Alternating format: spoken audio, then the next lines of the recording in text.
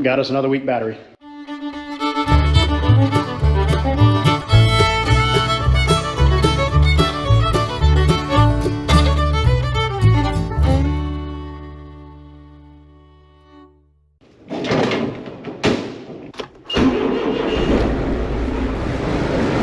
Every time.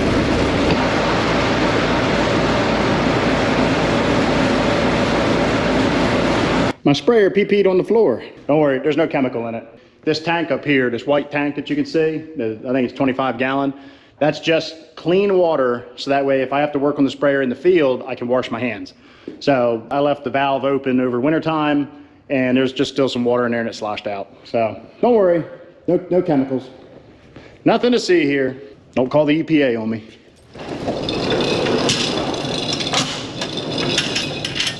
I will say this, I don't like to see it raining. We certainly don't need it, but it knocked the pollen out of the air, and I'm human today. I'm able to breathe and function, talk, see. You know, I'm almost normal. I said almost normal. Gonna jump in this thing, pull it in the shop, basically dirty the floors that I just cleaned up. But now at least there's not dirt on dirt. It has fresh concrete for the dirt to fall on.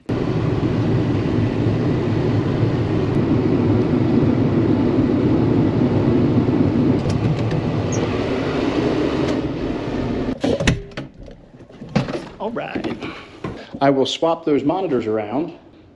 Well, looks like I actually could have hooked up all the way, but that's all right. Take this monitor out. If you recall, this is the monitor we stuck in here a few weeks back, but we don't need it in this tractor anymore. It's going to go back in the sprayer because this monitor is essentially what runs the sprayer. That won't be needed. Okay, ain't nothing to it. Okay, whew, back in the sprayer.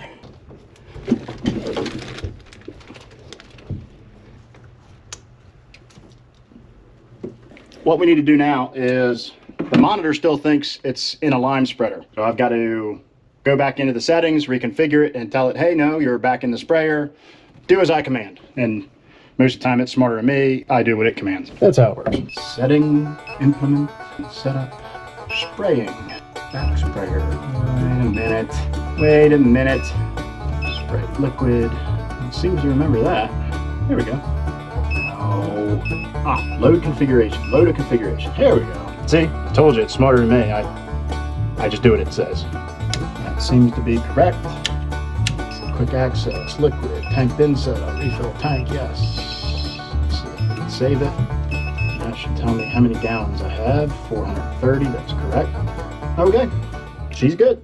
I'm gonna put some water in the sprayer and go test it out. Just use nothing but water and just make sure that all my spray nozzles are spraying appropriately. Make sure that the pumps are arming, the section cutoffs are working. Just a good once over before I actually need to use the machine. Make sure it's 100%. So we're gonna put, I don't know, 50, 100 gallons of water in it just to test everything out, make sure we're working good, blow the cobwebs out of it. And then she'll be ready and I'll have peace of mind for when I have this thing loaded with chemical.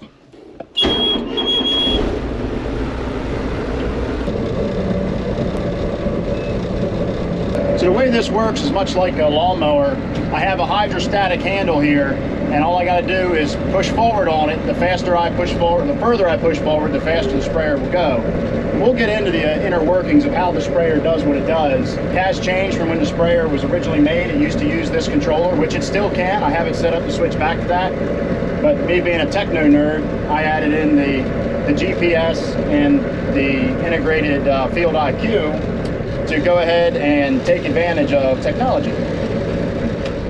I'm sure somebody's going to ask me, how do I know how much liquid, how much water, how much whatever is in the tank? Well, it's a very technical process, but there's a ball in here that floats at the top of your water, and then there's indications for how many gallons. So right now we've got, I don't know, like 128 gallons in there. I mean, it's very technical. I don't want to confuse you on your first day of sprayer training, but just take my word for it.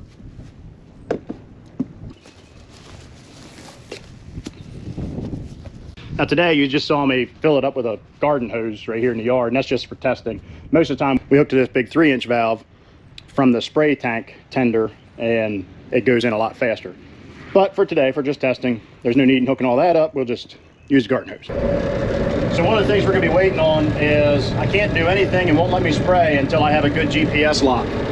So right here, as you can see, it hasn't turned green yet.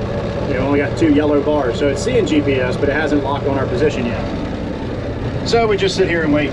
And in situations like this, I can't help but think, like, what did our forefathers do when they had to wait for their GPS systems and their sprayers or tractors to synchronize? I mean, it must have been slower back then for them. I mean, the struggle's real. I just don't know how they did it.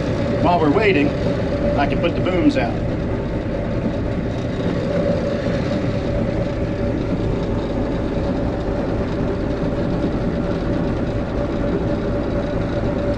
Now we got our GPS, but for some reason we're not spraying, and I think I know why.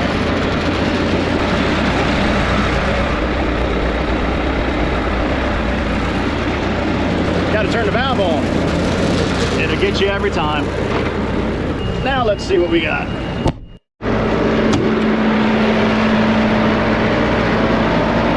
Oh, all right, let's see what we got here. So right now it's just water, and I flushed this sprayer really, really good at the end of the season. And as you can see, everything's spraying. We do have well, there's a plug tip there. So I'm not sure if the camera will pick it up. But see how they spray a pattern? This one's all messed up.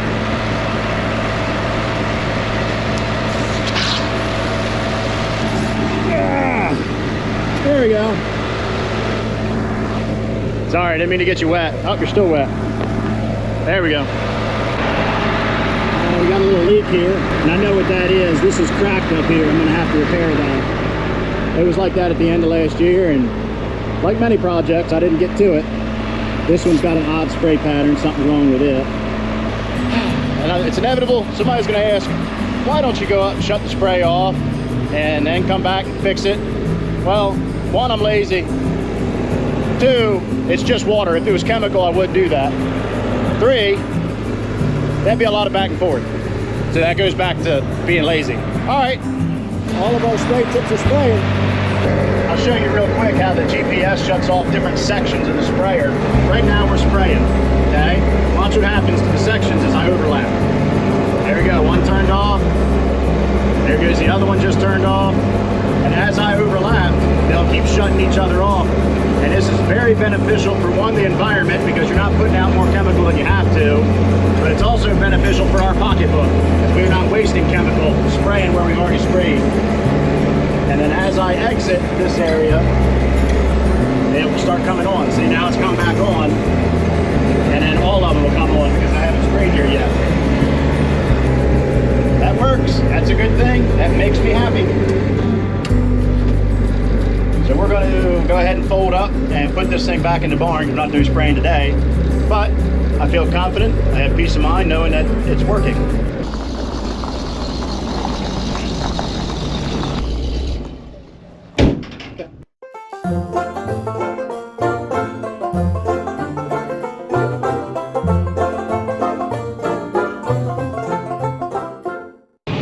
It's time for the shameless plug.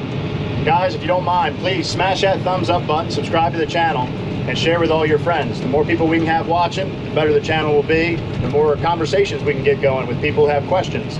So our goal is to reach as many people as possible. Don't worry about that back there. We'll get into that.